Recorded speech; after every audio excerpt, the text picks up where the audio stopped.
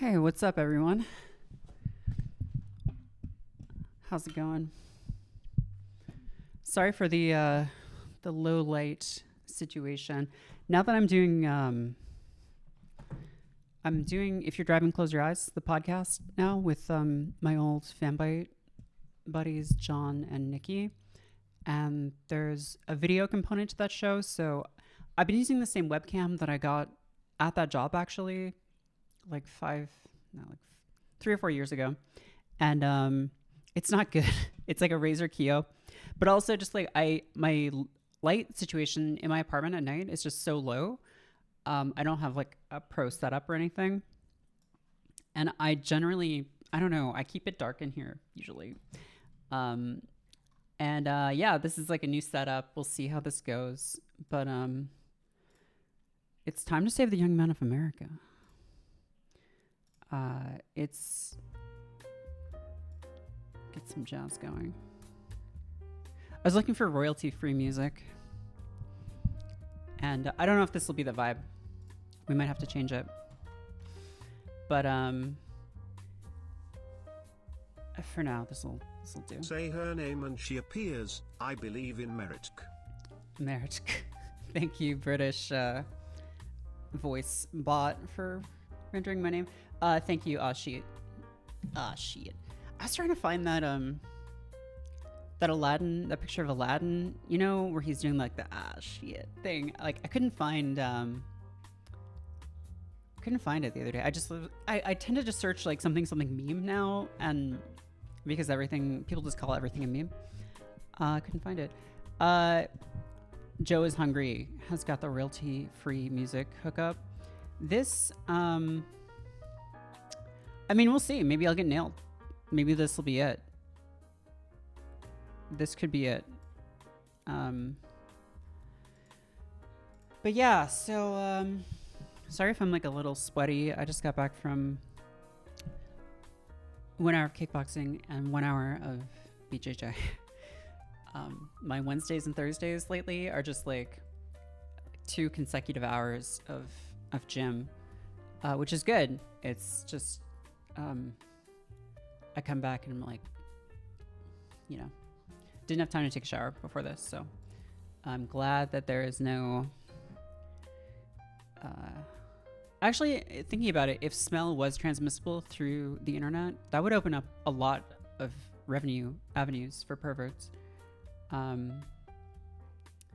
In the 90s, I remember seeing ads in game magazines saying they were like working on that. And I was like, who would possibly want this? It's like those feedback vests that like you feel when you get punched. Like, who is this for? Again, besides perverts, I guess. Yeah, so there's a big problem right now in America and the world. We have a crisis of masculinity. Young men are being told that they're terrible by the left. And they're running in droves to some of the dumbest men in the world. No cap. Just some of the dumbest, most vile, most litigated against men in the world.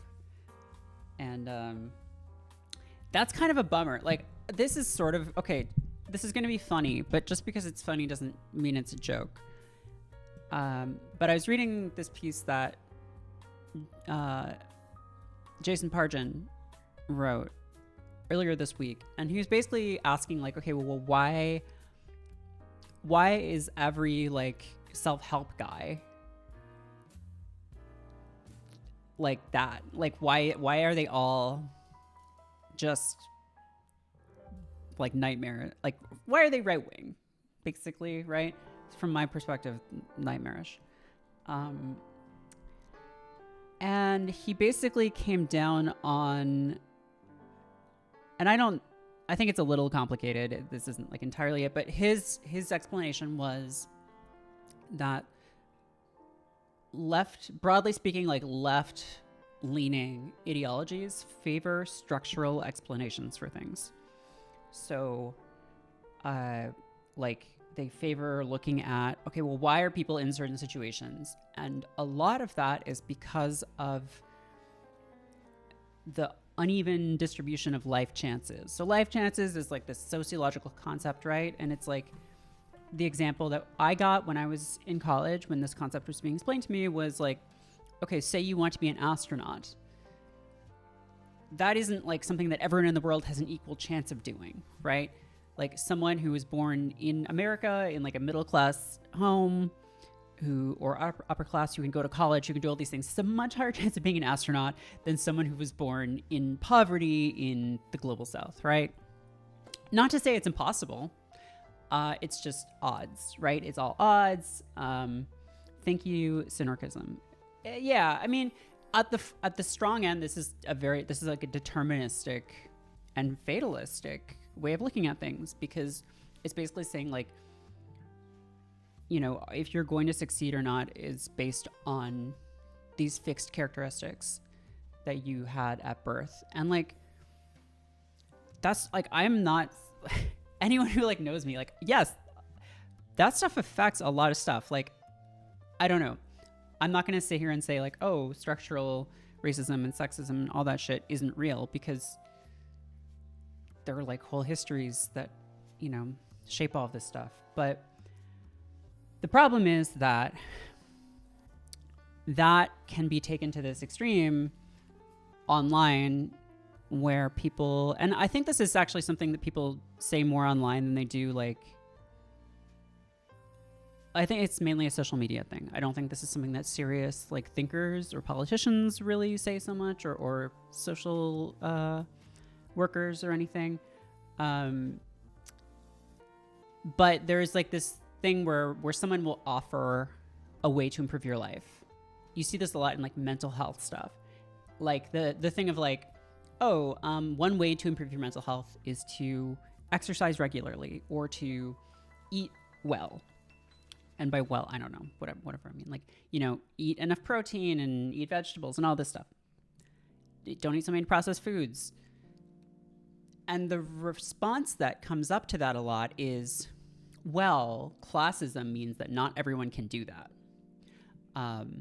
Or, well, ableism means that some people don't have the spoons to cook. And these responses are not really like,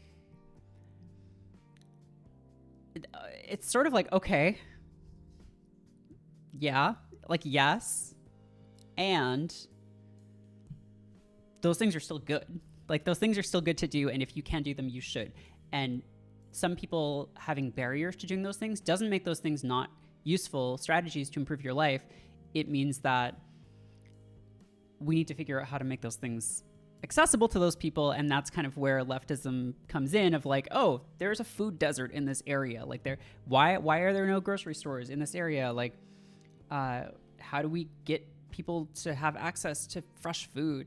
That's a structural question.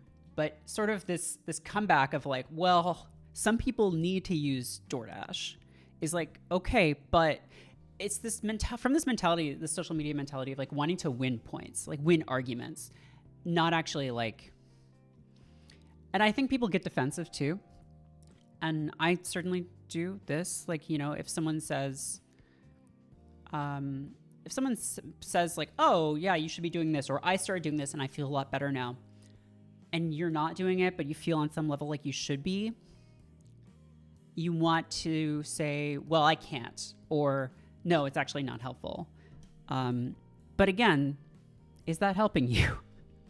Like, no, it's just kind of an excuse. And so I think that's how we got where we are. And I think Jason's article is really good about this. And I think there is also this thing of, yeah, it's like not quite, I don't know if coddling is the right word, but there's like a treats mentality that certainly is spread across the political spectrum. But on the left, it's more phrased in terms of like self-care and like treat yourself and all these things. World's ugliest man. Yeah, Only ever heard the criticizing DoorDash is ableist stance on social media. Yeah, this shit's, it's all social media bullshit, but like people do see this stuff, or like, I don't know, there's something when people use these arguments, I think it's defensiveness a lot of the time. But it also means that like we've basically ceded the idea of improving your life to the right, which kind of sucks because I don't know. I think you should like strive to live a full and fulfilling life that, you know, insofar as it's possible for you, includes like mental and physical and emotional flourishing and health. And I don't think any of those concepts are like antithetical to broadly thinking that the world should be better for everyone, right? Yeah, blackjack. So the camera isn't great, but I also, there is a filter on it that's doing that. Just because it's like compensating for, if there's no filter, it just looks shitty. But like with the filter, it's like, oh, it kind of looks like intentional.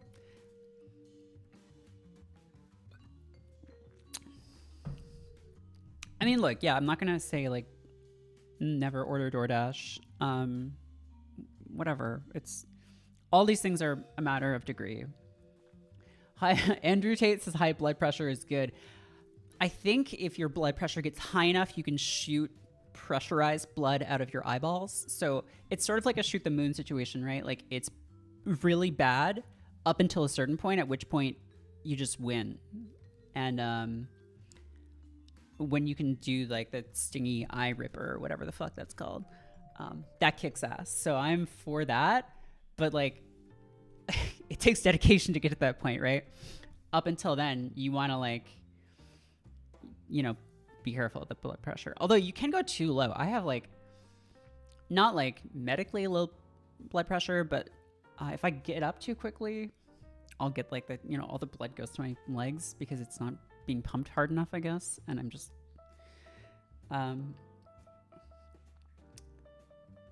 yeah, so I don't know if it's POTS. I don't know if it like is clinical. I think it's just, I just have, you know, quirks, but I'm quirky. But so, okay, so I got people to send questions in on this NGL thing just because it's anonymous, and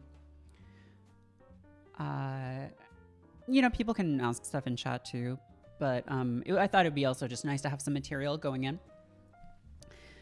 Some people sent some stupid questions, so, and I understand that I was framing this in a jokey kind of way, but again, it's, you know, we're gonna have fun.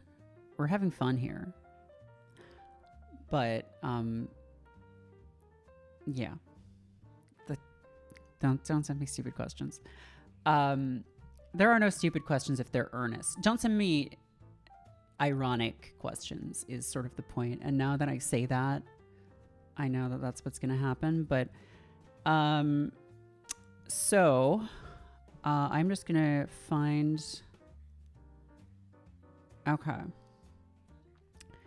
Okay, so here is the first one. I don't know if this is... What books should I be reading to broaden my perspective? So this is a big thing in self-help world. People will tell you to read Atomic Habits or, you know, the 7 Habits of Highly Successful People or whatever. And some of those are fine. I mean, I don't know. I own both of those books. I think Atomic Habits is maybe a little bit more of a scam. 7 Habits is like, I mean, it's like the quintessential self-help bullshit book, but like, I'm gonna say like, that stuff is kind of interesting, but I think it makes you feel like you're doing more than you actually are. Reading about how to improve your life can be useful up to a point, but what happens is people get stuck in this loop of just consuming that content and feeling like they're accomplishing something and not actually accomplishing anything. And I think it also really encourages this like narrow use of reading where you're reading only nonfiction and it's all like hustle stuff or like entrepreneurial stuff or even just like mentality stuff. And so I would say read fiction. I think a lot of people find this difficult. Like a lot of people will read nonfiction books and like consume fictional narratives through TV or movies or video games. And there's nothing wrong with TV or movies or video games, but although we'll get to that later. But reading fiction, especially older fiction, like read the fucking classics, dude.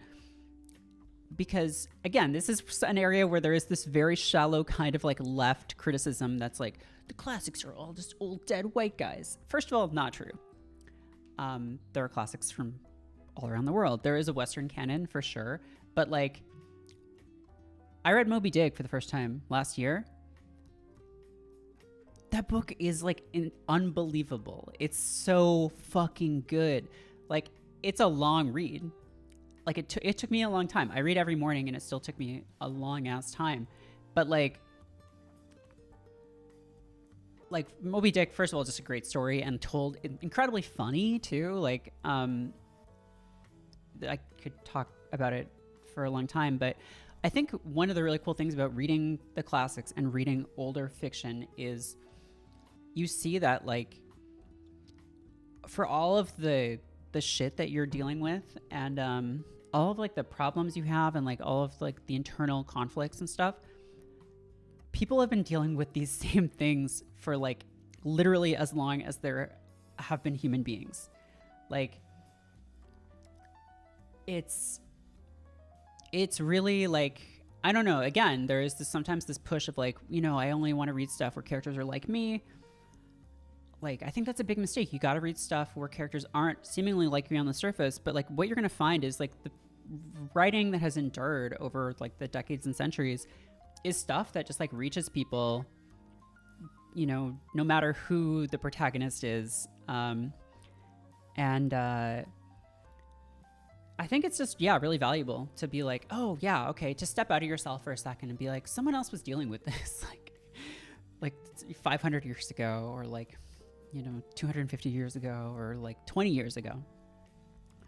In terms of like nonfiction stuff too, I'm kind of biased here, I guess, but I would say read the Tao Te Ching.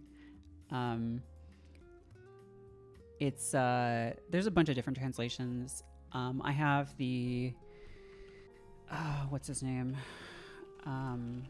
Stephen Mitchell translation, which like some people will say is not great because he doesn't actually know Chinese, and so he's basing it on existing translations. I still think it's really good. I'm not a scholar, obviously, so I can't speak to like the authoritativeness of it, but Tao Te Ching is like a really interesting and like very like small book too, and as something to sort of just like pick up and like think through. There's a lot there. So yeah, read the Tao Te Ching and Moby Dick, I guess. Okay.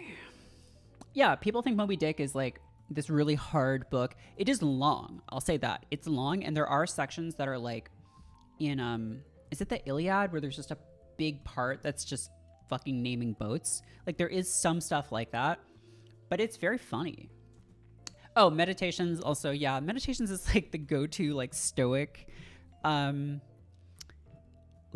text. And the criticism of that one is like, well, you know, he's a Caesar and he's like, you know, just fucking around. And I don't know. I still think it's pretty good. Just like, yeah, don't make it your Bible.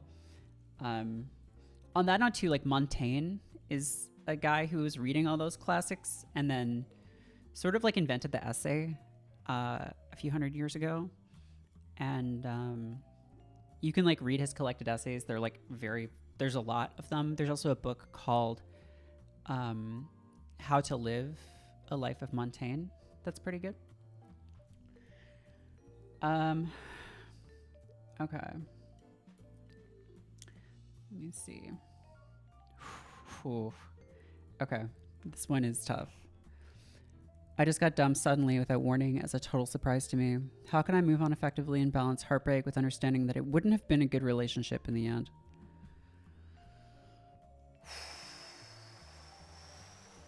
Buddy. Pal. Jeez. That is... Okay. So I don't know how many people know this, but this happened to me a little over 2 years ago. I was in a relationship for about a year and a half, and it was like fairly serious, I would say. Like I met her parents. We, went to her hometown together. I met her parents, and I thought there was like a chance that it would be like super long term. In retrospect, there were maybe some signs that things weren't going great, but basically what happened was I was in New York. We both lived in New York, and she went out west because her grandmother was sick and dying. So she went out there and wanted to be out there while her grandmother was sick. And I was just getting weird vibes while she was away. Like we weren't talking as much. And then one day I was just like, I don't know, I feel like her texts were getting kind of weird, and I was like, are we cool? Like, is anything wrong? And she just said, like, I don't want to talk about it. And I was like, okay, so no, we're not okay. And then the next text was like, actually, no, I think we should break up. And aside from like this small like sliver of doubt I had where I was like, things are like kind of weird, it totally caught me off guard. Like, had no idea. It was a text, and my immediate response was like, okay, can we talk about this over the phone? Because that's like, I feel like the text breakup is never great, but like after a year and a half, it's like, it would just seem kind of crazy, right? And she didn't want to talk about it on the phone. And then eventually, said we can talk about it when I get back, maybe. And then it turned out that she had been back in the city for a few days and hadn't told me, and was sort of lying to me and like avoiding like seeing me even to have a conversation. And I think what it was that she was just really scared of like doing the adult thing. But it still really, really, really fucked me up. It fucked me up really bad. Like, not okay. So I mean, I've been dumped a couple of times before that. Not as many times as some people I know, but it's never fun, right?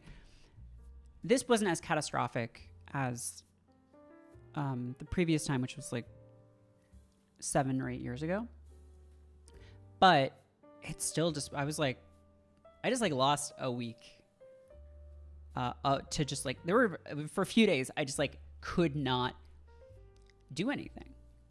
I was just laying on my couch trying to sleep because I didn't want to be awake, because it was just so like my world had sort of just turned upside down, and it felt like the person that I trusted the most had just shown me that I could never trust anyone, because any given day they could decide, I want you out of my life. And yeah, I couldn't have conversations with people for like a couple of weeks without just like crying. And yeah, I'm sure a lot of people have been there. It's fucking horrible.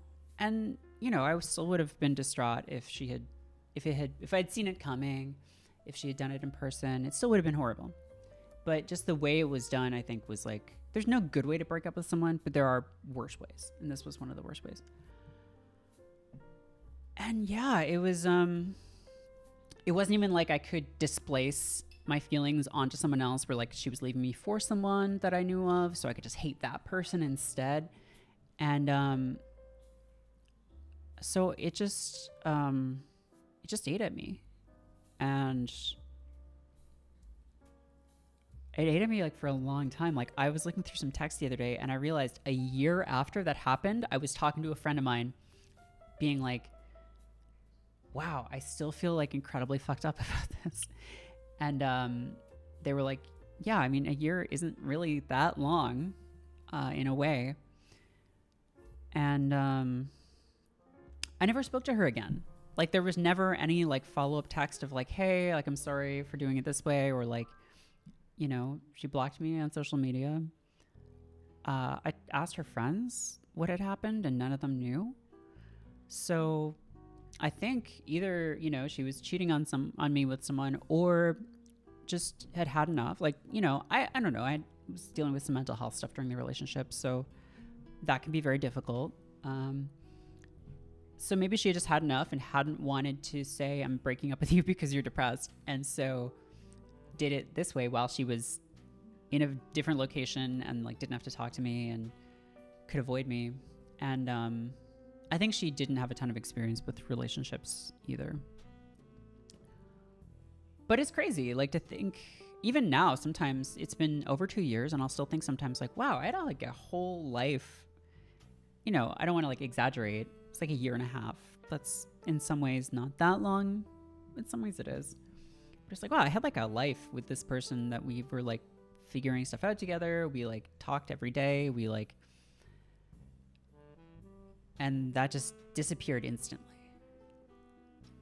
And so I'm still like, I still have, the idea of getting into a relationship again is still a little like daunting to me because of that. So I don't know. I mean, it's cliche, but time is really, I think, one of the only things that helps. And I think the other thing that a breakup is good for, and I say good in that it's sort of like cold comfort, is that it is an opportunity to look at yourself and change things that you don't like. And this, I don't mean in terms of like, even in terms of like, oh, I'm going to fix what caused this person to dump me so that no one will dump me in the future. I mean, seeing this as like a break, like a clean break with that version of yourself, and saying, okay, what do I want to do? Because the one thing about a relationship ending is, for better or worse, you suddenly have a lot more free time and freedom. And really, I think, try to seize on that and try to think like, what kind of person do I want to be? And again, this is another thing that's kind of cold comfort, but like in the moment, obviously, you just feel like your heart's been ripped out. You feel like desolate, like you don't want to be a person. You don't want to think. It hurts worse than like almost anything else. And I think because heartbreak is so common, it's just something people deal with every day. We kind of gloss over how like crushing that experience can be. But it is really, truly horrible. And the other thing is that I think what you kind of realize as you get into more relationships and you know, date people and things like this, is that it can be very nice to like be with someone in a relationship, but being with someone is really just a different set of problems than being on your own.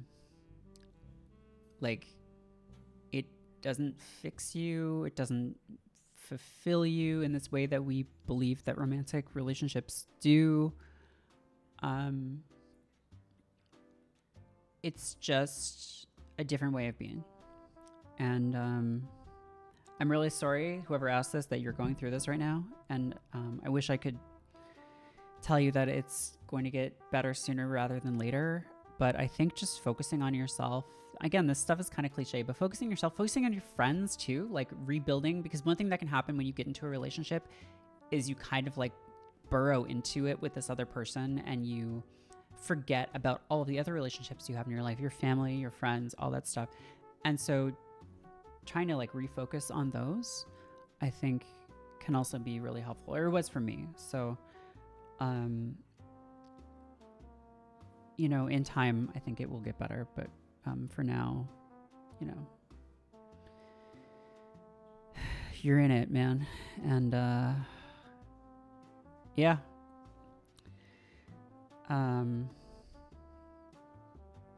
Okay, so there's another question that's kind of related that I just want to jump into real quick. This is going to sound stupid, but it's an honest question. How do I find a girlfriend? Dating apps don't really work for short guys. I'm very short. And my social circle is almost entirely work related, and I don't really want to shit where I eat. Okay, first of all, I will say I think that's smart. The dating people you work with thing, it can be very messy and is, I think, rarely a good idea. Again, I do want to just bring up the thing that I said before. Like, I think it's perfectly normal and fine to want to be with someone. I do think it's important to recognize that being in a relationship is not going to fix you.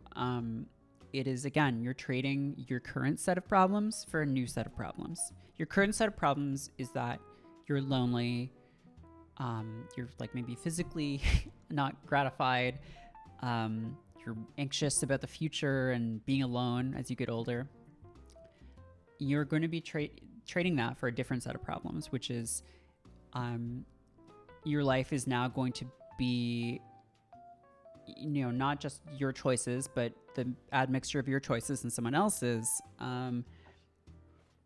There is, the problem of potential heartbreak in the future.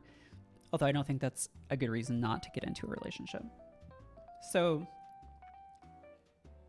yeah, just keep that in mind. People bitch about dating apps a lot, and I think that's fair. Okay. Short Kings in the chat, is this really a thing? Because my sense is that these preferences get exaggerated on dating apps, or at least in the way that people talk about dating apps.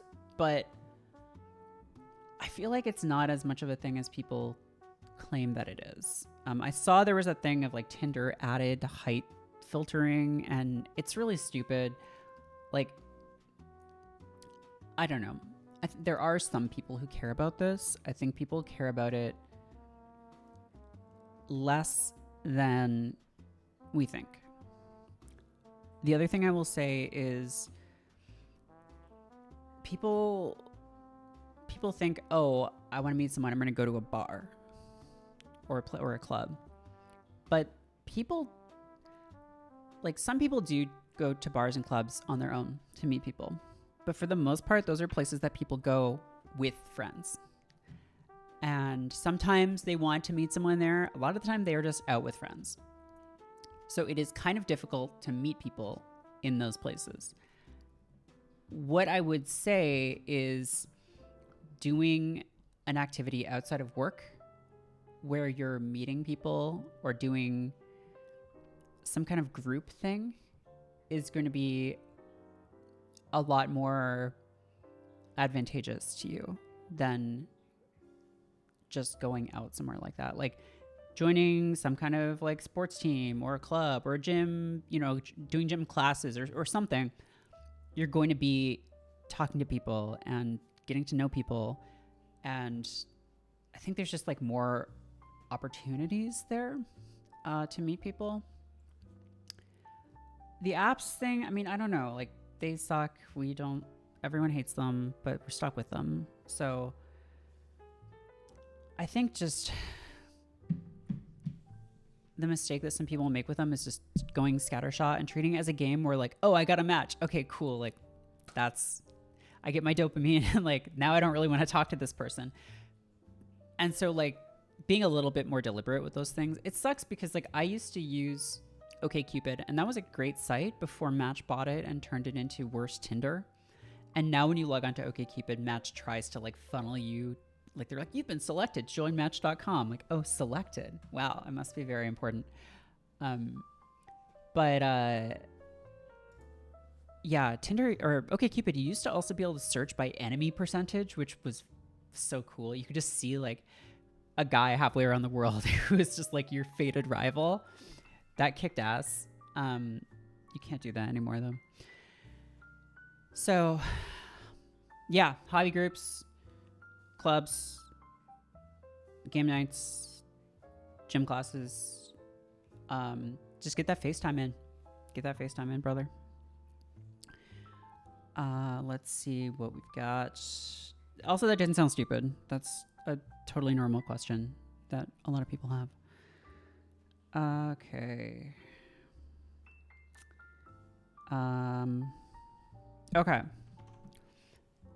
How do you work on your mental health if it declined consistently for months, even though you do the quote right things like go to therapy, work out 5 times a week, touch grass, spend time with friends, meditate, cultivate hobbies like learning an instrument, and change jobs?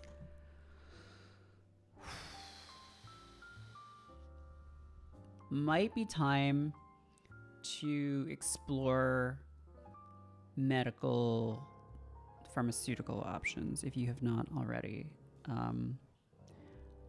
I think doing all those things is fucking great. And if you have something going on in your brain, they aren't necessarily going to like raise you up above that baseline, right? And the science of depression is kind of weird because people think the sort of common wisdom is, oh, your serotonin levels are too low and SSRIs raise it. And that I don't think is actually the case. It's like more complicated. We don't really know how a lot of the stuff works. We just kind of know that it does. But if it's available to you, I would really recommend checking those out. So I will say, for myself, I have been on a bunch of different meds historically, and my pattern is that I'll be on something, be on it for like a year, be like, oh, I don't think this is doing anything, and then go off it, and then immediately get much worse. So don't do that. And lately, in the last, I would say, I don't know, probably like this from like late winter to now, I have been feeling much better than I have in like years. And I think part of that is the gym stuff that I've been doing. Part of it is that I've been eating better. Part of it, though, is that I'm on 125 milligrams of sertraline. And so because I started both of those things at the same time, it's kind of hard to pull apart the effect, like in a scientific way of like which caused this. But there's probably an interaction, right? Like the meds like make it emotionally easier to like think about things like going outside and going to the gym, and then going to the gym consistently like makes you feel better overall. I don't know, like if you've never been on medication, it can be kind of scary. I think the way that it's prescribed though usually is it's like a very gradual titration up. So I don't know, you're not really going to get side effects or like intense changes early. If anything, it's the opposite. It takes too long sometimes. I mean, there's also emotional regulation technique stuff that can be helpful. Like, I don't want to make it seem like medication is the only option. I just want to put it out there as like, if you haven't tried this already, it might be a good idea. But emotional regulation stuff, like DBT, can be really helpful. It's usually done in groups. Like I did a group DBT class in like 2018, and it's about like learning regulatory like skills to regulate your emotions. It can feel kind of patronizing at first, but a lot of the stuff really is helpful, and like it's easy to make fun of. Like there's that tweet that's like the guy like DBT enjoyer, like, oh, why'd that guy cut me off? Like, oh, he probably just has somewhere to be. Maybe his wife is giving birth. And then like me, I'm the king of the road. Like, which is true. Like DBT encourages you to sort of like think about other people, the reasons for other people's behavior, and not just react. And sometimes people are just dicks, but like, but they're, you know, but if you're seeing them as like, oh, but maybe there is a reason for that. That's just helpful to you regardless. Like, it doesn't matter if they're just being dicks or not.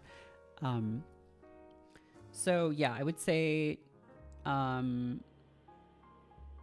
consider meds, consider looking at DBT. There are workbooks that you can do on your own. I didn't really find them helpful. I got one of the DBT workbooks like a decade ago, and I couldn't really get into it.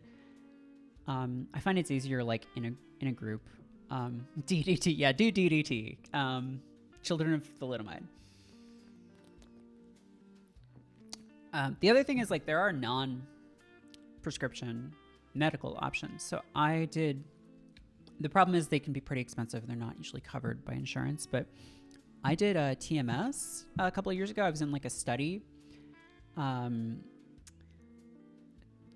is transcranial magnetic stimulation, I think. It's not electroshock therapy, which is a whole different subject. It's very like maligned, mostly because of One Flew Over the Cuckoo's Nest, but a lot of people swear by it.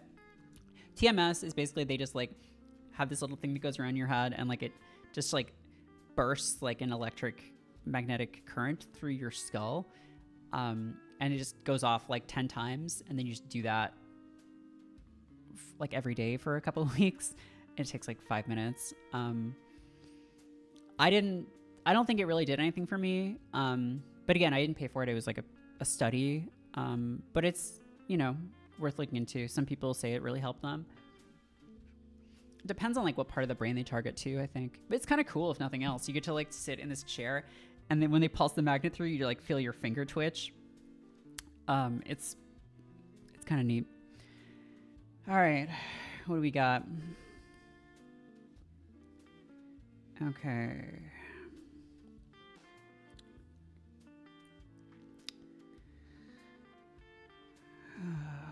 Okay, this is a timely one. I'm a bi guy in a monogamous marriage with a straight woman, and I've always been leery of pride due to the stigma coming from inside the queer house. Am I overthinking it? Do I slap on a mesh knit polo and just vibe? I don't want to defend my existence at a fun time event. Pride discourse, baby. We're doing pride discourse.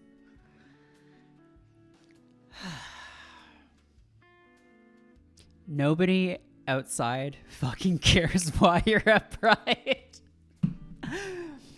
And if they do, they're just thinking it to themselves. And if they actually come up and say to you, you shouldn't be here, then they're a fucking asshole. Like, no one's going to do that.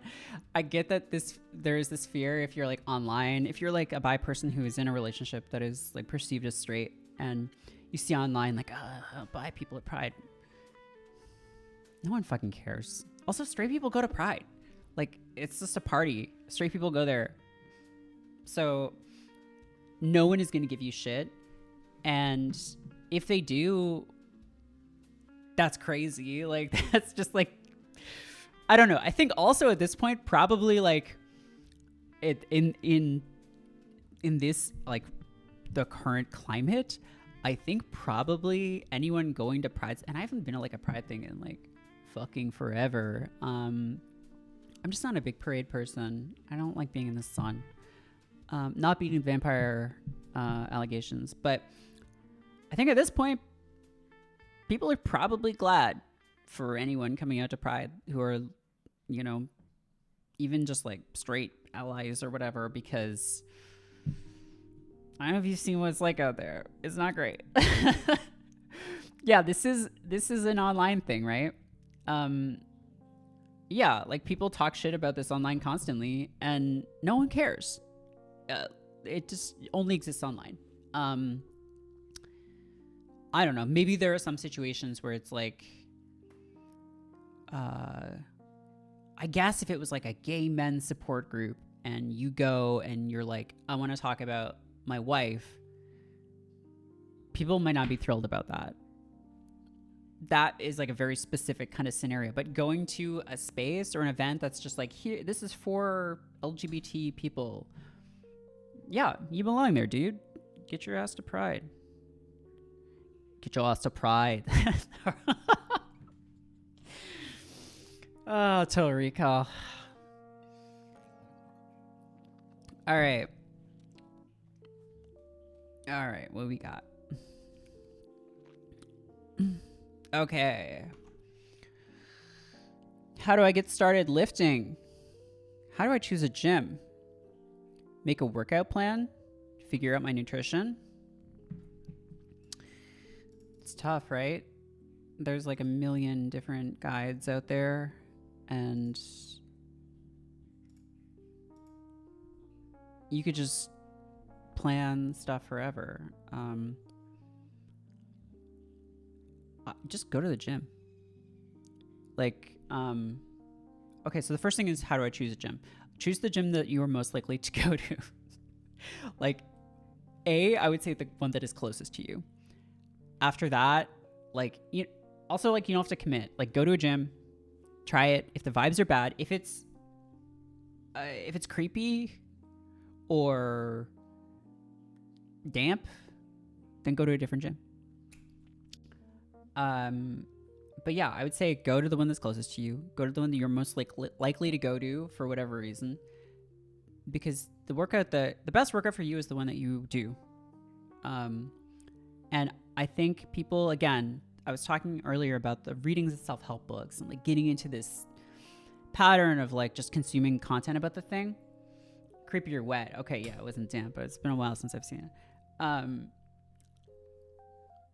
It's really, for a long time, I was like, I have to have a plan. I have to have like the perfect workout plan. I got my friend Greg to like make me this plan. I was like, shit, this is leg day. This is back day. This is like arm day. I read Casey Johnston's book, PDF, like workout plan thing, weightlifting thing. I forget what it's called, but it's really good. If you search Casey Johnston, you'll find it. But there are all these like big plans and like I don't know. I followed them for a while and then kind of Couch to Barbell. Thank you. It's really good. Also, she has a new book out. I've heard good things about that too. I would fall off of these things, and it wasn't until I found stuff that I actually really liked doing that I kept doing it. For me, that was combat sports, because for a bunch of reasons. Classes. There are other people there. I'm like motivated because I like know that I'm going to be in a group of other people doing stuff, and that maybe other people will notice if I'm not there. It's like fun, like I'm doing something that isn't just running, because I always like treadmill stuff always bored me. Even just like running outside is like okay, but just like, I don't know, I could never get that into it. And it also motivates me to like work on fitness outside of that so that I can keep up more and like so that I can do better. Like now I'm like, okay, I'm like, for example, like the coach at my gym ends a lot of classes with like ab workouts, and I was fucking dying because he was like, okay, we'll do a minute plank and then we'll do leg lifts and then we'll do crossovers. And I was just like, ugh. So I was like, you know what I'm going to do? I'm just going to do ab stuff on my own at home until I can like do them in class while all these guys are just like, and I'm just like, yeah, okay. So it's great. It's motivating. But yeah, go to a gym, start trying stuff. Like ask someone at the gym, like, you know, you probably get like a free, like a trial day or something. And find a gym that's close to you. I'm really lucky. My MMA gym is like a 5-minute bus ride away. But yeah, this is one of those things. It's like any hobby or like any pursuit. You can dive into it to an infinite degree of like optimizing your diet and your build and your weightlifting shit. Like it's like gaming stuff, right? Like you can just become obsessive, but you can also beat Elden Ring without doing that, and you can also get into pretty good shape without doing that. So it's a matter of like how much energy you want to like put into it. I mean, and yeah, the simplest exercises are like compound ones, like free weights, where you're going to be using multiple muscle groups rather than isolating certain ones. Yeah, like here's the thing, like the person who makes all these plans and is like, oh, I'm going to do this, and this, and then like goes to the gym one day and tries to work out for like an hour or 2 hours. And then another person who's like, I'm going to like do 10 push-ups today. And then in 2 days, I'm going to do like 12 push-ups. In 2 days, I'm going to do 15. In like 6 months, the second person is probably going to be better off, because it's about consistency. It's not about intensity, right? yeah, like people are saying in chat, like commit to one thing, like start doing squats, start doing push-ups. Body weight stuff is really accessible, and will also set you up really well for doing weight stuff in a gym. Don't do stuff like every day necessarily, because you're not giving yourself time to heal. Also, the one thing I will say is just try to eat enough protein. If you don't want to like worry about counting calories or anything, at least try to like count protein. Try to get like a gram of protein per pound of body weight. I mean, figures vary on this, but that's what I've heard. Because if you're not consuming protein, if you're working out, but you're like not eating enough protein, you're not going to get stronger. Like you're just going to like destroy your body. Like, so you need to sleep enough and you need to eat enough. For me, that was pretty difficult to like get 120 grams of protein a day because I'm a vegetarian and like I was eating a lot of carbs and fats. So it's meant, you know, eating some protein bars and like eating a lot more Greek yogurt. If you're vegan, it's going to be more difficult. If you eat meat, it's going to be easier because you can just do things like eat chicken breast or whatever. But yeah, I hope that helps. I feel like I got a little noodly on that one, but okay. Let's grab something else. Okay. Muchos legumes. Yeah, beans are so cool, dude. Quinoa, also cool. My go-to, and this isn't like an optimized meal because there's a lot of, I like carbs. I don't know, like I eat, my like split is roughly like 1/3 carbs, fat, protein, and that usually gets me to around 120 grams of protein. But my like go-to meal lately that I'll meal prep is I will cook some beans and onions and maybe some peppers, and then I will air fry some tofu with like cornstarch to crisp it up, and then I'll just like split that up into bowl or into like containers with like some rice too. So it's just rice, beans, and tofu, and then I put Greek yogurt on top of that when I eat it instead of sour cream. And yeah, it's like I could eat that every day. It's good as hell. Air frying is such like I only got into it in the last 6 months or something, but it goes crazy. It's wild. Yeah, cornstarch air fried stuff, it goes nuts. Red lentil bolognese sounds great. I should try that sometime. I probably eat too many protein bars and protein powder. It's like not the best way of doing this stuff. Probably eating whole foods is going to be better for you, but sometimes I just, didn't plan right or whatever. And if you have those on hand, it's just a nice like stopgap measure. Okay. I took drugs and I'm still not interesting. Do I need better drugs?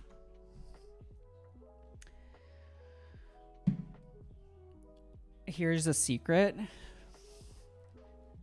Drugs have never made anyone more interesting. Asterisk. I think there is a perception, and it's certainly one that I shared in my 20s, that doing drugs is like inherently interesting and cool and like adult and sophisticated.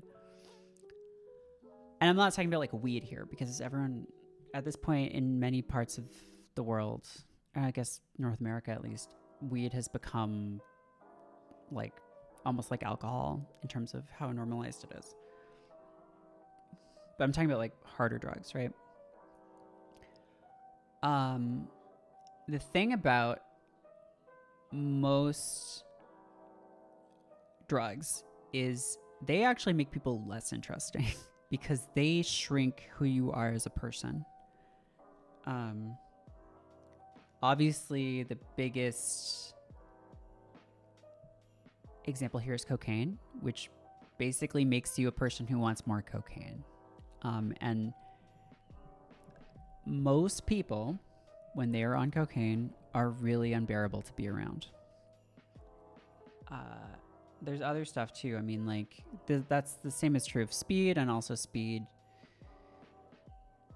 is, I don't know, Nick Land and Moldbug and all those guys were doing too much speed, and that's why they are the way they are, I think. I mean, they had a predilection in that way to begin with, and it just kind of pushed that along. But most drugs do not make people more interesting, and that is also true, I think, of alcohol and weed. There are ways that you can use drugs to stimulate your imagination or become more outgoing, but those are things that you can do in other ways as well.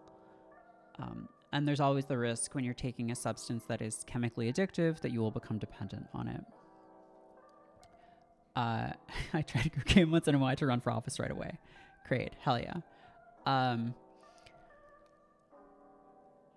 I've like sort of talked about this, but not a ton. In the early days of the pandemic, I got really into doing ketamine, and it got to the point where I was doing it almost every day.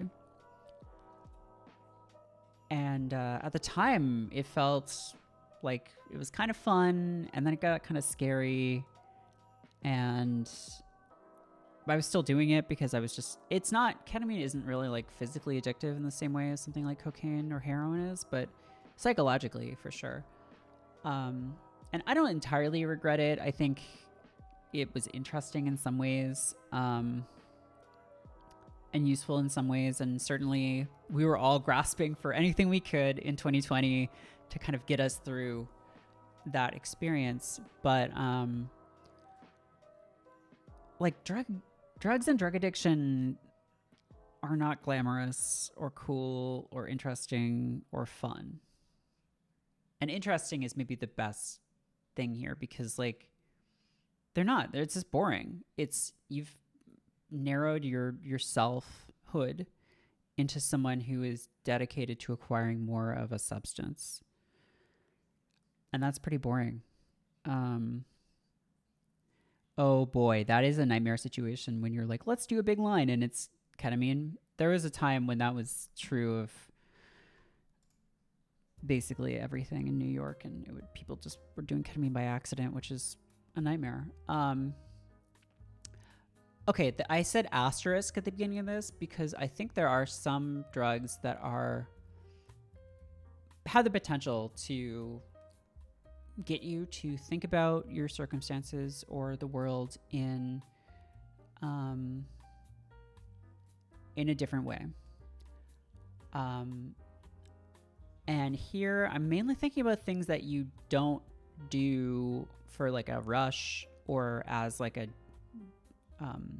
depressive, like things like LSD, mushrooms, MDMA. Those are all substances, and with the exception of MDMA, I mean, things like mushrooms are plant-based, which doesn't mean that they're good necessarily, but they have a longer history of being used. And I think those can be interesting and can get you to step outside of yourself and to step outside of the sort of ways of looking at the world that you have been trained to see in your whole life. I personally have not had amazing experiences on mushrooms. Mainly they've done nothing or felt really terrifying. I think I'm probably still going to do psychedelics more in the future. There's a pretty good book on psychedelics by Michael Pollan called How to Change Your Mind that I think if you're curious about this stuff is a good read. But psychedelics also don't necessarily make people more interesting, because if you look at all of the billionaires and startup guys who have done them over the past, 10, 20 years, it clearly hasn't, like, some people think that there are, if everyone could just do mushrooms or MDMA, we would all be like together and peaceful and wonderful. And like, that's so obviously not true. Like, look at the evidence of these guys doing peyote or doing ayahuasca. all it did was tell them that they needed to like invent a new app. I'm veering into becoming the Joe Rogan of the left. Yeah, Andrew Tate's like a no drug guy, huh? I think. I mean, look, I can be more than one thing. But yeah, I think it's like anything. As you become more reliant on something, you want to be careful about it. Can ayahuasca enhance shareholder value? Yeah. Yeah, no, it's this idea that they're uniformly beneficial is, I think, false. But again, that Michael Pollan book I recommend. You don't need drugs to be interesting. There's nothing necessarily wrong with doing drugs. Philip K. Dick wrote a lot of books on speed. Could he have written all of those books if he weren't doing speed? Maybe not. Would he be a right-wing crank if he had lived longer?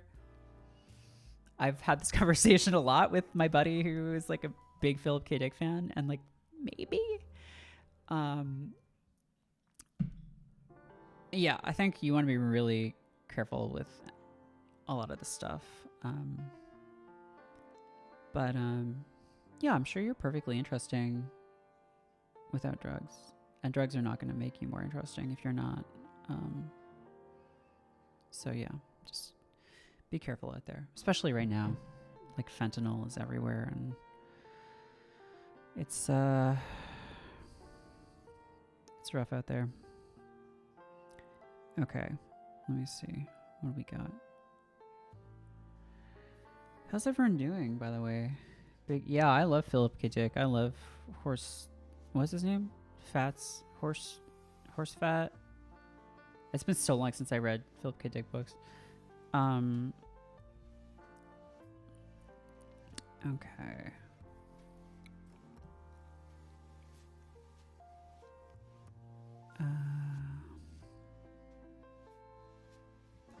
Okay.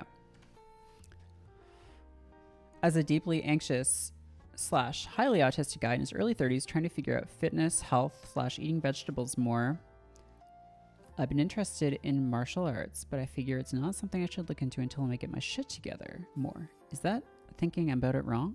What should I prioritize? Well, this kind of gets back to the planning thing, right? I think taking action now is always going to be better than planning. Whatever the smallest possible doable action you can do is, horse lover fat, thank you. Do it. Like with the gym stuff before, like if there's a gym near you, go to a trial class. If it sucks, hit the bricks. Like, don't come back if it sucks. If they make you feel bad, if it is weird or creepy or you get weird vibes off them, you don't have to go back. But like the gym that I go to, new people show up all the time, and like the instructor will take them aside and be like, okay, have you done any of this before? And if they say no, he's like, okay, so here's how you throw a jab. Here's how you throw a cross. Here's how you throw a hook. And like, it feels awkward at first, and you have to be able to tolerate that. Like, this is something I dealt with a long time, and I've only started to get better at. The feeling of like being bad at something in public is really difficult for a lot of people. Like, you get this like hot feeling of shame and embarrassment, or at least I did. I don't know, maybe other people do. That's something you have to be able to push through. And the way that you do that is by just like practicing and just like working on it.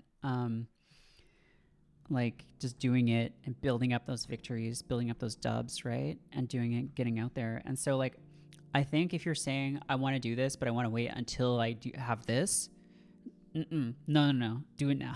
Like, maybe your cardio is not going to be good enough for you to keep up. And it certainly wasn't when I started. I almost threw up one time, but I didn't. People have thrown up. As long as you throw up in the garbage can or whatever, it's fine. Look, you're putting the work in, and anyone who judges you for that, for not being able to keep up when you just started, is a piece of shit. Like, fuck them. You're trying something and you're like putting the work in, and putting the work in is like always more valuable than like being great at something immediately. Like, who cares?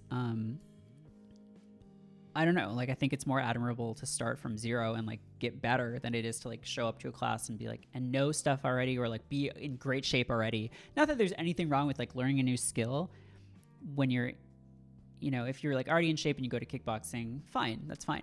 But like, if you're like going from zero, like that's awesome. That's something to be proud of. I say like get going like as soon as you can, and you'll get better as you keep at it. Oh, this is a good one. Will girls think I'm a psychopath for not participating in social media? If anything, quite the opposite.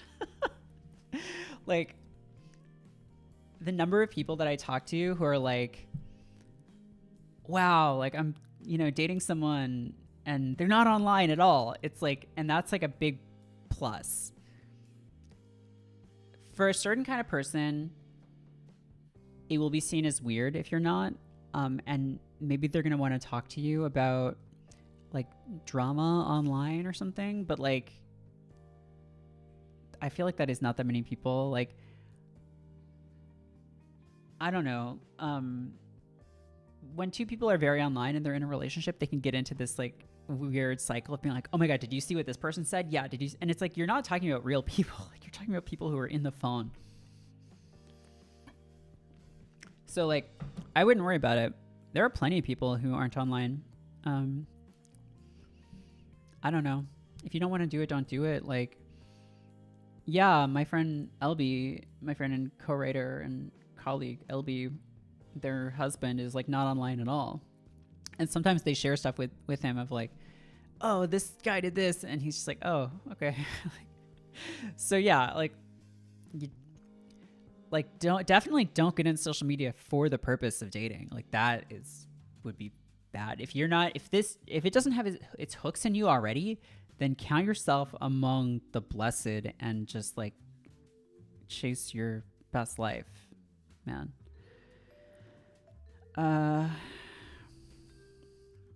Okay, what do we got?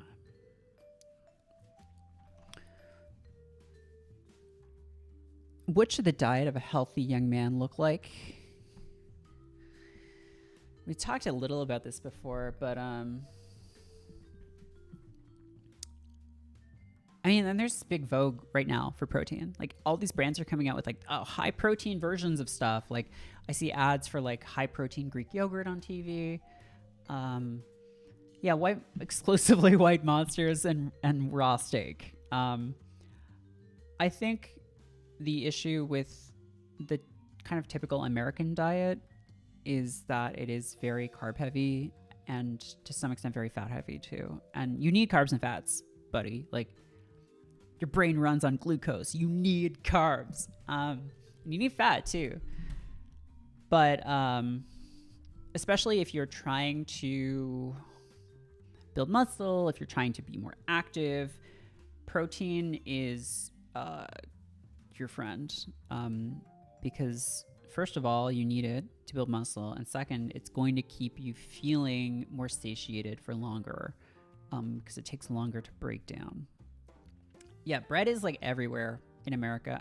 I love bread. Look, bread's great. But like moving towards, and I'm a vegetarian, but like no judgment on people who eat meat. It's just a habit I fell into when I was trying to save money in grad school. Yeah, Americans, we love bread and we love fried foods. And like once you start, like if you get to the point where you're like, you know, protein maxing and you're like trying to figure out like how much protein you can budget, you start to realize like, holy shit, like a thing of French fries is like an insane number of calories. Like, and that can just blow your budget for the day. It's like, and I'm not saying don't eat French fries. Their French fries are great. But like just something to be aware of. I'm spiritually American. I lived in America for like about a third of my life. So I feel like I'm, you know, yeah, learn to cook. Learning to cook is going to be, really helpful in terms of saving money and eating better. Like I was saying before, my go-to thing lately is just like beans, rice, onions, garlic, and then some air fried tofu, and I just split that up into like 4 containers and then eat that for the next 4 days. If you're someone who can't do that, like I know some people don't like eating the same thing more than one day at a time, you could make different things and freeze them and then take one out, so they'll keep better in the freezer. Learning to cook, I think, is everyone should know how to cook, like basic stuff. I'm not saying like learn how to do intense French cuisine, but like some kind of staple meal that you can make, like some kind of beans and rice combo will serve you really well. I think also like just having a blender, like a small blender, like a Ninja, or I have a Beast blender, I think, to just have smoothies is really good. Like I'll make a smoothie out of like kale, like frozen kale, a banana, some blueberries, protein powder, I don't know, soy milk, yogurt, something. And that can be a really easy way of just getting a bunch of like fruit and vegetables and protein if you use protein powder. And you can play around with that to make it taste better. I think, learning to cook is just like an unalloyed good. Like it is just, it just will improve. It's probably like the single thing that people can do to like improve their lives the most effectively. If you don't know how to cook at all, learning to make basic stuff, learning how to like make scrambled eggs, learning how to like cook basic like, meats, like learning how to make a basic soup or something. First of all, you're going to save a ton of money. Especially if you're like door dashing stuff. But even if you're buying frozen meals, you're going to save a lot of money. Oven salmon is a very good one if you eat fish. You're going to save money. You're going to probably be eating better because you know what's going in your food. And you can control it more. And knowing to cook is like a very impressive skill, like in the dating field. Like if you can just even make good scrambled eggs for someone, that's very attractive and like that like increases your value significantly. I don't know if people realize this, but like it's just like it's good for every part of your life. A secret of making scrambled eggs real quick. People will tell you different things, but this is how I do it. First of all, when you crack an egg, do not crack it on an edge. Crack it on a flat surface. You can crack an egg two-handed, but the best way, the chef way, is sort of the baseball grip where you hold it like this, crack, and then pull apart like that, and then drop the egg in. If you get shell in the cup or bowl that you're using, eggshell attracts eggshell, so if you dip the eggshell in, it'll get the bit out. Put a little bit of water or milk into the eggs, mix them up with a fork or whisk or whatever. Medium high. You can do low if you want to do, like if you do low, it'll take longer and you get the really like watery scrambled eggs or like wet scrambled eggs. Some people say that that's the best. I don't know. I like them to be like a little firmer. So like medium heat, drop in the pan with butter, oil, immediately start pushing around with a rubber spatula. And the problem that people have with scrambled eggs is they overcook them. Because for me at least, I always wanted to like, I was always worried, I'm going to get salmonella if I don't cook them enough. People always overcook scrambled eggs and they get leathery and gross. So you want to cook them like they shouldn't be super wet, but it's probably a little less than you think they should be cooked. Because otherwise they're going to be gross. So just like a little bit less. And you can like put some pepper or something in the eggs before you do that. Put some cheese on them after, put some green onions. But yeah, it's great. And also like 2 scrambled eggs with a little bit of olive oil. I know some people say like you got to use butter, but like I've used olive oil and it's fine. And eggs are just like great food, super versatile, really quick, great source of protein and healthy fats. So yeah. Yeah, make some eggs. Learn how to make eggs. All right, what do we got?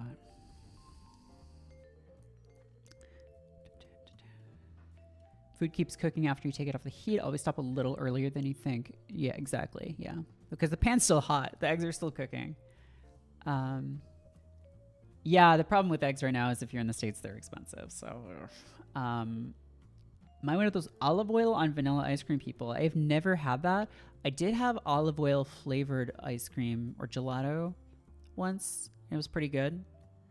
It was like 20 years ago.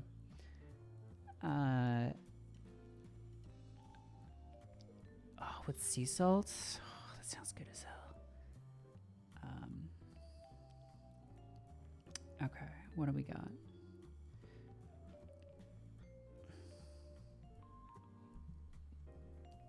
Okay. How do I develop sartorially? This is one area where I think the left has been pretty good because we have that guy, right? He's on our team. The menswear guy. And he will just like, I don't know. I feel like the menswear guy, like whenever I see him like quote tweet someone, like people are just setting him up so perfectly that like it just feels like he has sleeper agents who are like who are just living these like horrible little lives, and then one day they're activated and they just like tweet something that like allows him to just judo flip them into hell. But yeah, I mean, if you disagree with his takes, he blocks you. I mean, whatever. I think he's kind of annoying just because like he's one of those accounts that the Twitter algorithm started prioritizing because he just only ever talked about one thing. Whatever. I'm sure he's nice. I think anyone who I see too much on social media, I'm just like, I'm tired of this guy. But he's, good advice. But okay, how do I develop sartorially? So, this is a thing where people get in their heads about like style, like fixating on like what's my aesthetic? Am I cyber goth? Am I dark academia? None of those are real. Those are not real. Those are things that people made up for Tumblr quizzes. There are obviously trends in fashion. There are styles of dressing, but most of those things are not real.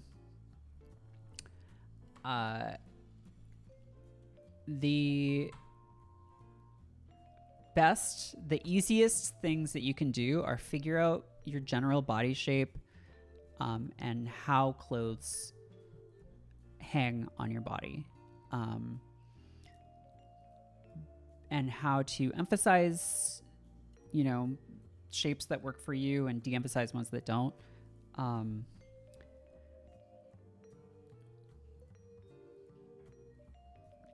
And also use proportion. So, like, even within the same outfit, people will look at things and not realize, like, oh, well, why does that look better on this person or worse on me? Oh, it's just because, like, they're more attractive. And, like, sure, sometimes. But rule of thirds, baby. Rule of thirds. Like, this is one of the most simple things that you can do that will change how you look pretty radically. If you are wearing, say, a t-shirt and jeans, and the t-shirt lands like halfway down your body and the jeans start there, you are split into two vertically. And for whatever reason, that is not super aesthetically pleasing. What you want to do is split into thirds. So you either want your jeans to be higher and your shirt to be tucked in, or a shirt that goes lower. And you can also do this with like a jacket. Like if you have a tucked in shirt, but then a jacket that goes lower, that can be where the proportion is. And so just look up rule of thirds and just start playing around with that with stuff you already have. I would also say, Yeah, tucking or not tucking can really change a fit pretty wildly. I really like Frugal Aesthetic on YouTube. He can be a little abrasive to people who don't like his style. It's very like Zoomer, like chaos. But he has some really useful videos on just basic concepts that are done in an entertaining way. And he's also like not a weird, like there's a lot of very prescriptive stuff that is like kind of grating to me. I think he takes it really light and is about having fun with the stuff and not being super serious. So he's really good. The other thing, and he had a video about this recently, is he did a video where he like he asked like a bunch of his female friends like what they like to see on guys, and he's the kind of person who wears like kind of what some people would think of like as insane fits. Like he has like Rick heels, like weird imported Japanese jackets,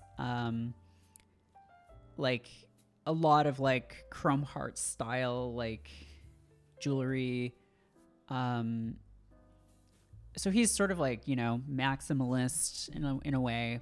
And he asked all these people like, what do you like to see on a guy? And they're all just like white t-shirt and jeans. And I haven't watched the video where he talks about this yet, but like he goes into like how that actually works. Because as you get into like basics, fit, and quality becomes a lot more important, obviously, because you can't rely on decoration to carry it. But yeah, like it's funny because in a way that isn't that helpful, right? Because people are like, oh, like the bear, I want like the bear, you know, this white t-shirt and jeans. And it's like, you can buy that $100, $200 t-shirt. I forget how much it is. It's not going to make you look like Jeremy Allen White.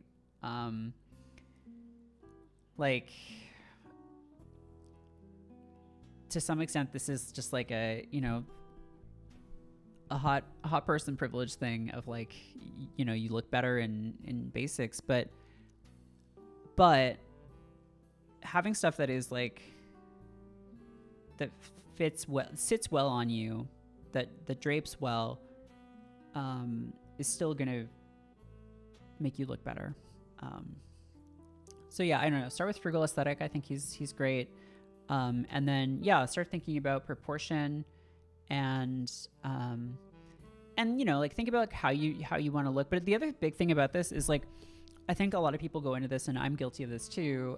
I started getting more into fashion a few years ago, and kept thinking like, oh, I need my perfect wardrobe, and they'll be set, and then like I'll be done, and I'll feel good about myself and perfect and whatever. And like obviously that's not true. Clothes are not going to like make you feel better about yourself. But also like all of this is just a process. It's a hobby. It's something where you can get to a point where you can definitely like improve how you feel about your clothing and look differently or better. But it's like you don't need to be worried about like getting to the end point, because there isn't really an end point. Just enjoy the process. The rat boyfriend trend. Yeah, that t-shirt is how much is that t-shirt? Let's find out. I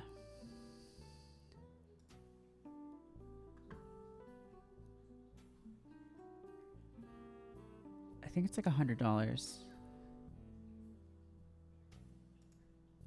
I feel like it was like a German. Oh yeah, Meeresbeißschwanen. Yeah, the funny thing is, the more people get into fashion, often the simpler they dress. If you look at a lot of people, like Rick Owens, who is like a fashion goblin, who does like the most maximalist, dark, weird shit. There's a video where he's like talking about his wardrobe, and he's like, yeah, I have like 3 pairs of shorts and like 4 t-shirts. Like, yeah, it's the bell curve meme. Okay, so the Meeresbeißschwanen t-shirt is like $125. Don't buy that t-shirt. Don't buy that t-shirt. You don't need to buy the t-shirt. Oh, also, just generally try to avoid synthetics if you can. Natural fabrics are gonna last longer a lot of the time. Yeah. Yeah, no, I mean, look, people sell t-shirts for a lot of money, but that's a crazy amount to spend on a t-shirt. Don't do that. I mean, you can if you want to, but I wouldn't. Okay, we'll do a few more. Going for like an hour and a half.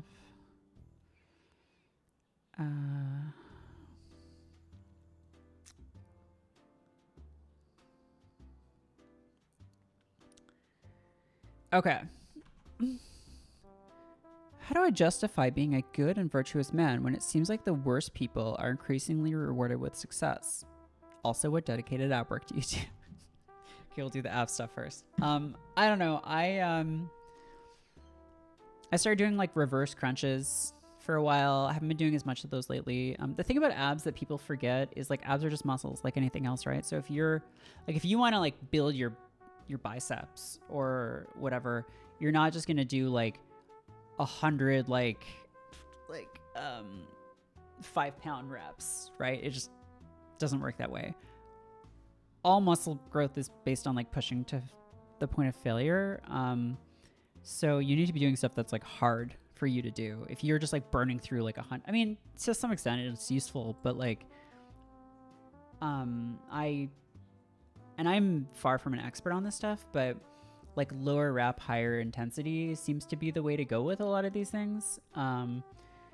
So what I've been doing lately for abs is I have a pull-up bar, and I've been trying to do pull-ups too, and I can do like maybe 1 or 2 at this point, but I'm also just doing leg raises on the pull-up bar, which are hard. And then also just like side, like ankle touches for like obliques.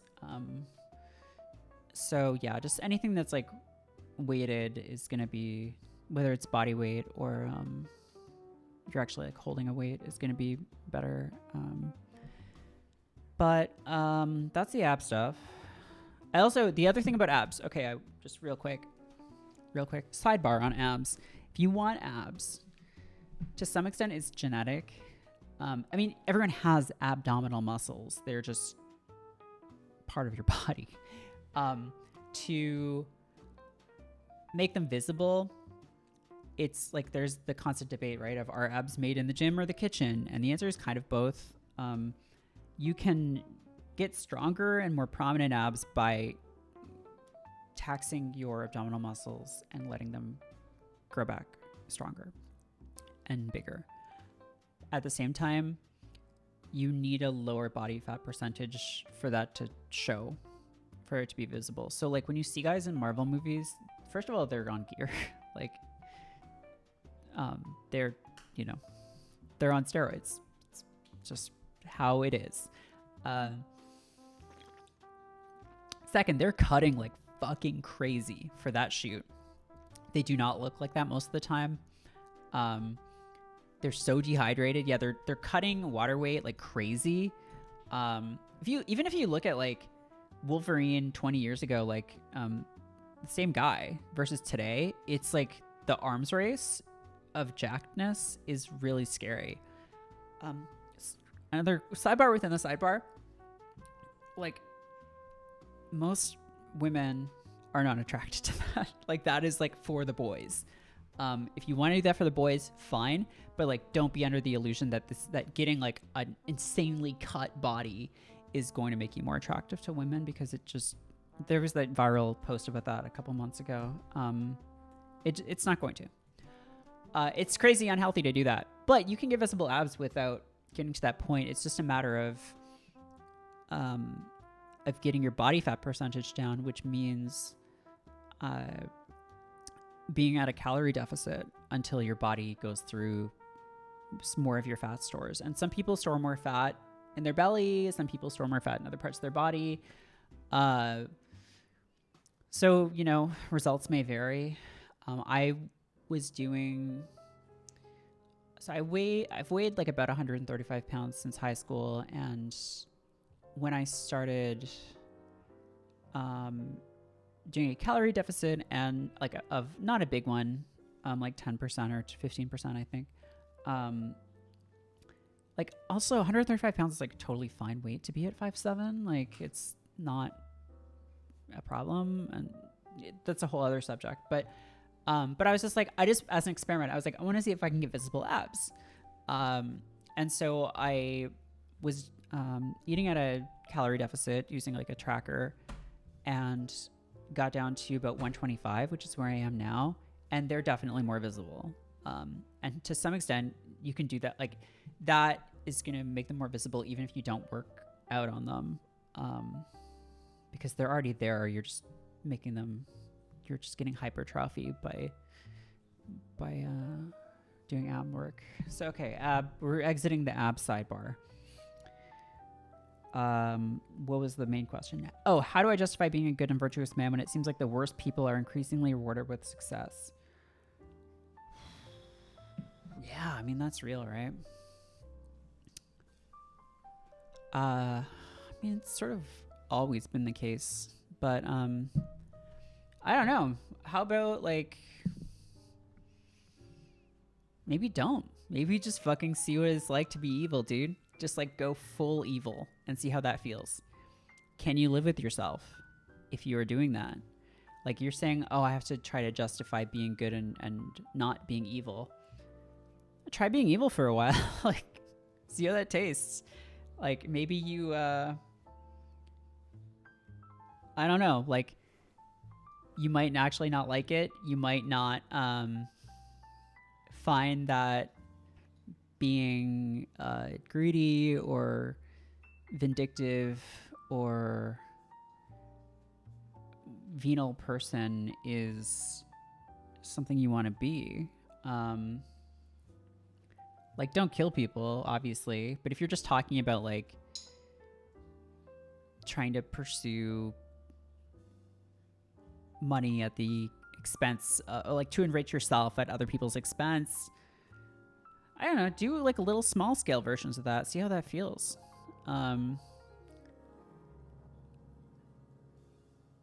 Maybe you like it. Maybe you want to be evil. You just want to be fucking evil. Yeah, like if you do that and you like it, then I guess I've created a monster. So I'm sorry, world, for creating Hitler too. But the other thing I want to point out, I think it's really easy. Like, we're kind of joking around, but not really. I mean, I don't know. Take your folly to its fullest extent and see if you become more wise. But the other thing is that it's really, really easy to feel like, oh, just the worst, dumbest, most like evil people are succeeding. And first of all, like, what do you mean by succeeding? If you mean like getting money, wielding political power, maybe. But also remember that for every one of those people, there are thousands trying to run the same grift and furious that it's not working. You only see the successful ones, right? You only see the Candice Bergen, not Candice Bergen. What's her name? Candice Bergen isn't evil. She's an actress. She's Murphy Brown. Candice Bergen, evil. But you only see the evil people who are successful. Candace Owens, thank you, yeah. And there are so many people trying to do this grift and just getting nowhere with it. Like, just really desperately trying to, like, peddle hate and failing because there's only so much room in the ecosystem. And it's really funny to see them fail and see them flounder. Like, this should be working. And it's not. And so being evil is not like a sure route to success. I think it's really easy to think, oh, if I just sold out, I would, like, you know, be set. That can be a poisonous way of thinking, though. Like, it's not true. And yeah, Alex Jones just getting completely fucking destroyed. It's like also a good example. Like, he was successful and now he's just, it's Jover, right? Okay.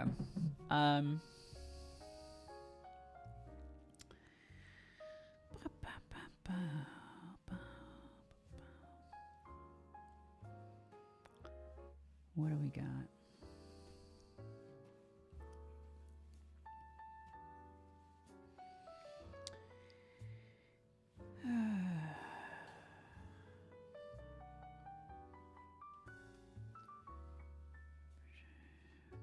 Some of these are, I'm going through these questions, and some of them are not helpful.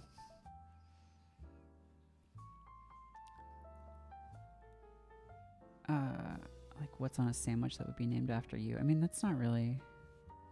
Yeah, for every big evil person you know the name of, there's 100 that only my buddies Brockway and Sean at 1-900 Hot Dog know the names of. And they've done podcast episodes on some of these people who are just like hate-filled grifters who are convinced they should be rich and are just not getting anywhere. Oh boy. Do you want to get controversial?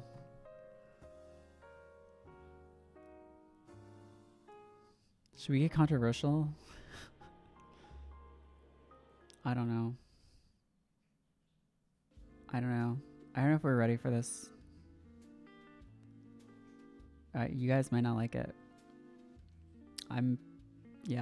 Okay. Well, let's do it. This is not going to be what you expect, but okay. Save the controversy until Fledgling Manor DLC. That would be smart, yeah. But let's do it. How do I stop feeling like I'm really a woman?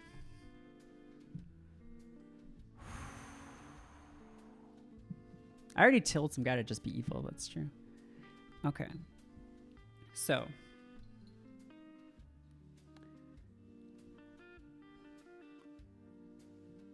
If you want to be a woman, you can just be a woman. That is the party line, right? I think that's a really trivializing way of looking at this question for a number of reasons. And I think it's not, to some extent, it is countering the prevailing cultural voice on this stuff. But I think it's also not super helpful. So, not a therapist. You should probably talk to a therapist if you are having difficult feelings about this stuff. Because, again, this question is not, I am trans, like, how do I do this? It's, how do I stop feeling this way? Some people are going to tell you, you can't stop feeling this way. You need to transition now. And again, they're sort of trying to counter this dominant message that says that you shouldn't do that.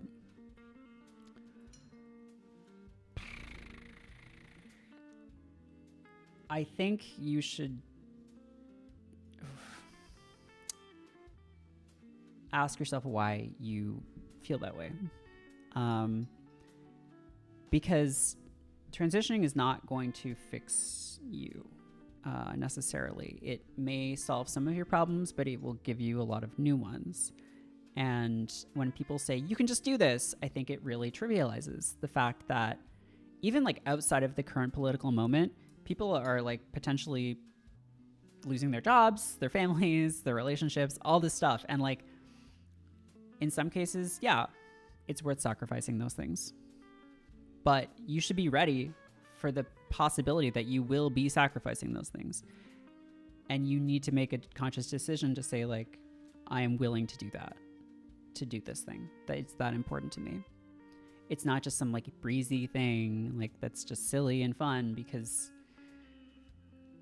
you're changing a huge part of your life. And the other thing is that, like, I don't know. This is controversial, right? But if you are like I don't know. I think people are gonna have very different experiences with this stuff, and like if you're someone who is like doesn't want to feel this way, you know, we actually like don't really know. The science is still, I think, kind of out, right? Obviously, like, what do you call it? Conversion therapy is like pretty evil and horrible. And if it worked, people would do it more. But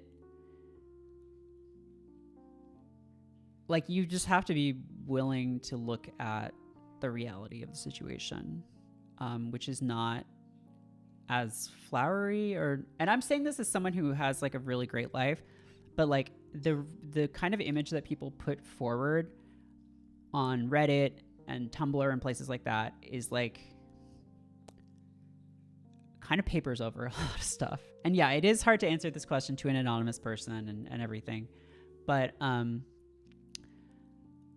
like, I think, yeah, I mean, you should talk to a therapist. And like, also, you don't, you know, like, yeah, like Yeti is saying, like, you don't have to be a super masculine guy. You don't have to jump into anything. You can mess around with stuff, experiment with dressing slightly differently, or just, you know, I've seen like a ton of guys wearing like nail polish lately, which is like something that just no one did when I was growing up. Like, that is kind of crazy to me. It's cool that guys feel okay doing that. But you know, that is something you can do as well. I think I just, yeah. I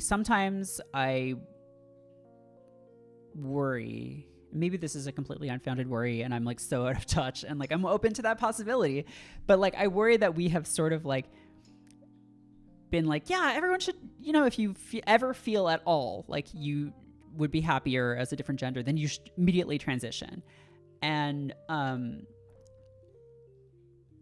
like, that is a corrective to the mainstream culture saying you can't and you shouldn't ever. And I understand that, but I think it gives some people expectations that are not going to be met by reality. Because if you just say, if you want to be a girl, you can just be a girl. Okay.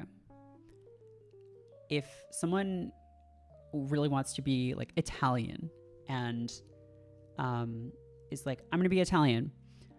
If you move to Italy and get Italian citizenship, some people will recognize you as Italian some of the time. But a lot of people will not. Just because you have a piece of paper that says, I'm an Italian citizen, a lot of people will say, if you weren't born in Italy, you're not Italian. Maybe you have citizenship through your parents, whatever.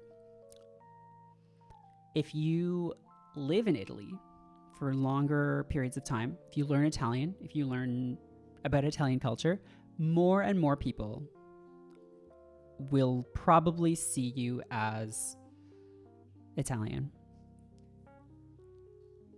And there will always be some people who think it doesn't matter how long you've lived there or how much you know about it or how the vast majority of people even see you, you will never be Italian. And you might say that's not fair.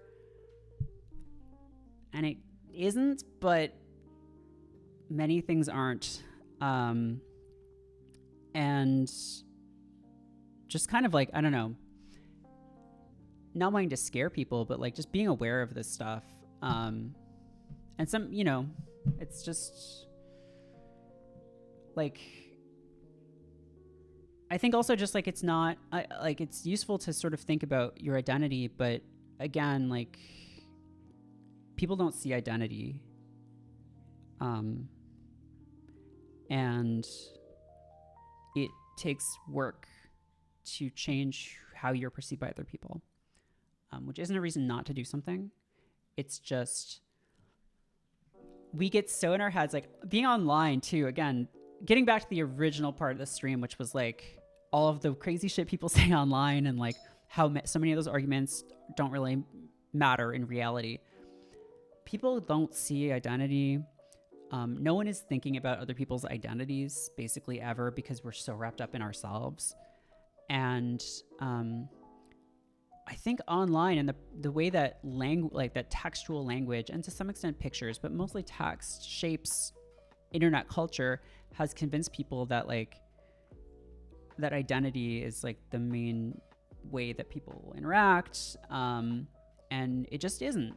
It just isn't. Like, you can have the most complex conception of yourself, and it's not going to matter in the real world. You can have whatever you want in your bio, but it doesn't, like whatever combination of concepts and titles and things, but it doesn't matter in reality, and people just need to be aware of that. And there's a whole other question about like how well off you are, and like how you know, what kind of work you have, and like, I don't know. So the original question was, how can I stop feeling this way? And I think you need to talk to a therapist. And if you feel that the therapist is immediately like pushing you in one direction or the other, I would say get a new therapist. If this therapist is immediately saying like, you're not this and you shouldn't do it, or saying like, well, it sounds like you should get on hormones, then like you need an honest broker.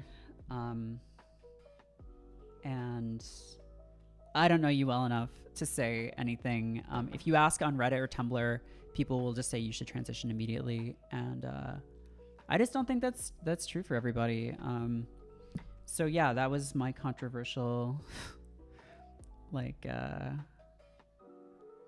controversial answer to that question. Maybe that wasn't controversial. I don't know. Maybe I was just talking around myself for like 20 minutes and said something just totally reasonable that everyone agrees with. But yeah, let's do one or two more quick ones. This is about a cantrip that is not real. This is about the Archduke Franz Ferdinand. That is not real.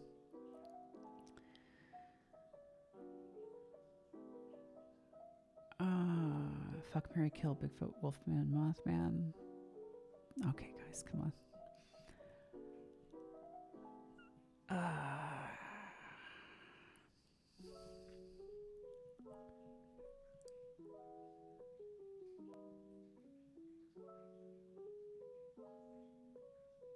Okay.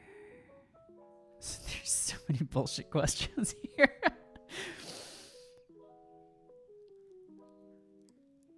Okay, any tips for living with OCD? Again, that's a tough one. That is a, medical professional type question. But I will say that I don't have OCD that's like compulsions for like cleaning or,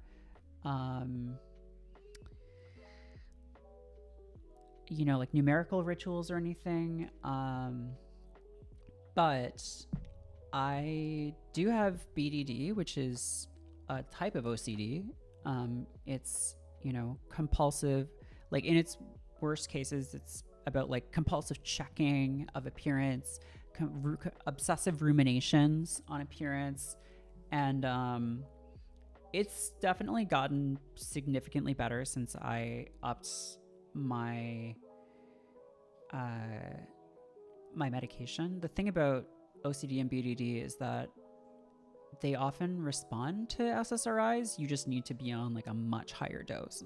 And there's like guidelines you can find for this stuff. But like I mentioned this earlier, I'm on like 125 milligrams of sertraline right now, which is pretty high above the like average dose for depression, but is like on the lower end for OCD and BDD.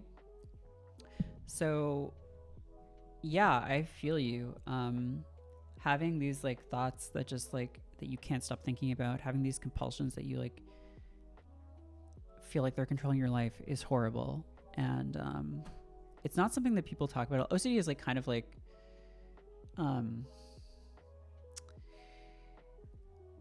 it's a little jokey when people talk about it, like just like, oh, I gotta like turn the taps on and off, or I gotta like check the stove or whatever. But it is like really truly awful. It's like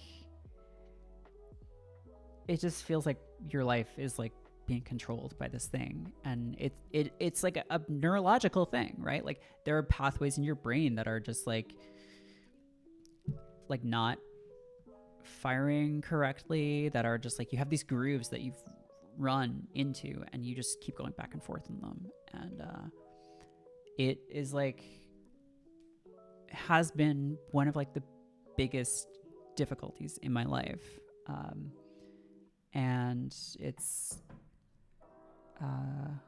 really tough. So yeah, I mean, like there are all kinds of like, you know, self-help books, but I think seeing a therapist who knows how to deal with this stuff, and then if meds haven't worked for you before, trying to just like up the dose. Like, and again, look at the guidelines for this stuff, but like I tried so many different meds and none of them did anything for me, and I think it's because, not because they were the wrong one, but because I just wasn't taking enough. Thankfully, sertraline doesn't have any real side effects for me, not like any major ones, so that's been really great. But okay, let's do one more.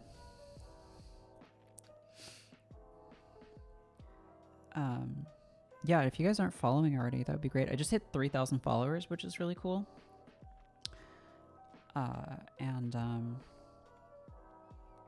yeah, it's, I don't know, I haven't been streaming in a while. This has been fun though. I don't know if you guys have enjoyed it, but it's kind of fun, like not playing a game just to play a game, and just hanging out and chatting. And I don't know if this is useful, but it's been fun. So let's do one more.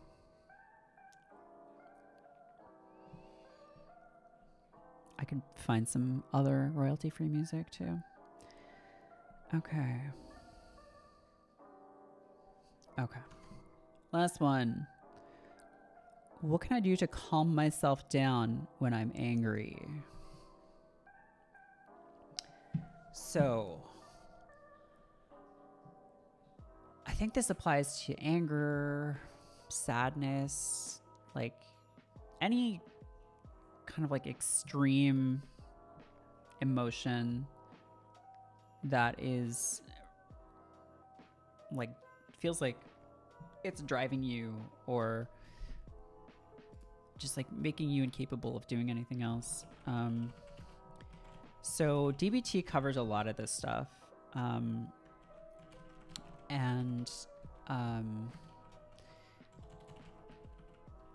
think one of the best things, the best like first response things you can do is distraction. And I don't mean like you shouldn't feel your feelings and you should just like distract yourself whenever you feel something difficult. But like if you are in a situation where you are like furious or like so upset or frightened or whatever, and you're not like in danger, you're just feeling, you know, this intense emotion, having a list of like distracting, enjoyable things that you can do, like having a YouTube playlist that you can just bring up that will be like, these are things that are going to calm me down in advance, or like, yeah, like screaming into a pillow, or like going for a walk, or just like having whatever. Your list is going to be up to you. It's all going to be different. But that is like a really good first response, is to just like distract yourself, because you're so in this thing that you can't think about anything else. You need to like step back from it. Like play a specific game, like not a game that's going to make you angry, or like probably not a competitive game. Like any number of things, and distract yourself. And obviously you don't want this to be something that is not great for you, like smoking a cig or something. Like insofar as possible, try to have it be something that isn't like directly bad for you too. And having that list ready to go is really helpful. So I think first distracting yourself, and then you're going to be able to try to regulate a little bit more. Distraction isn't like the end all be all, and it shouldn't be like, it shouldn't be where you stop. Like that should just be like, okay, I need to step back from this thing. So I'm going to like focus on something else briefly. And then there's other techniques you can use. Don't take a big hit of ketamine. From personal experience, do not use that as a technique to dissociate. It is an unhealthy coping mechanism, as they say. So yeah, look up like distraction DBT, and that'll get you started. So I think I'm going to call it. I've been going for about 2 hours, and this was really fun. I hope you guys enjoyed it. And if you're not following already and you want to see more of this, I might do this again soon if people liked it. And I don't know. Again, like I think there are people doing this stuff. But I used to write an advice column for Mel magazine, and I really enjoyed doing it. So it's cool to be able to do some of this stuff again. Slam that follow button. And if you have a Prime sub or something, I would appreciate that too. That would be great. Thank you, Chimera Mode. It's so long ago. I don't even, a lot of people don't remember it, but it's sort of the K-hole without the K. It's being on ketamine and recording a podcast, not a great idea, but you live and learn, right? So I don't know when the next stream will be. My nights are pretty packed with gym stuff lately, but I'm trying to figure out a schedule moving forward. So thank you, CRISPR Bird, appreciate it. But we'll figure something out. If I'll, post about it on Blue Sky, or if you follow me, you'll get a notification, and maybe I'll have more of a regular schedule going forward. And you can send, if you want to send questions for a future stream to that NGL. Any plans on picking up Night Rain? No, not really. I'm so out of modern gaming right now. I've just been playing old DS games, and then I bought a Wii today at an estate sale. I'm just like playing old shit that I never played before. So, so no modern streams for the time being, unfortunately, but we'll see. Have a good night, y'all. And, I will, see you next time. Later. Whoa, thanks for the Prime subs. Hey, Nong Sam and, Valamoth. Appreciate it. See you later. Bye.